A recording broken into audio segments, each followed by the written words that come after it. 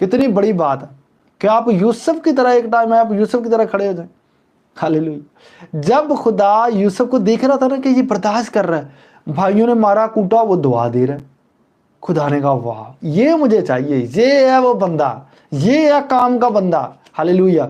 भाइयों ने मारा कूटा, ये उन्हें दुआ दे रहा है, दुआएं कर रहा है। खुदावंद मेरे भाइयों को खुदावंद माफ कर देना, खुदावंद उनसे गलती हो गई है। खुदा कह रहा तुझसे ज्यादती की है तेरे भाइयों ने, खुदा कह रहा तेरे भाइयों ने ज्यादती की है, मैं तुझे जरूर बेस्ट दूंगा। मैं एक बात कर रहा हूँ क्योंकि ज्यादती थी, क्योंकि खुदा इंसाफ का खुदा है। तो लेकिन वो खुदा से क्या कर रहा, नहीं नहीं खुदावंद नहीं, खुदावंद ऐसा नहीं है, मेरे भाइयों को माफ कर दे। हालेलुया। खुदावन टेस्ट कर रहा था, खुदावन ने देखा वाह ये तो बदला नहीं मांग रहा। हालेलुया।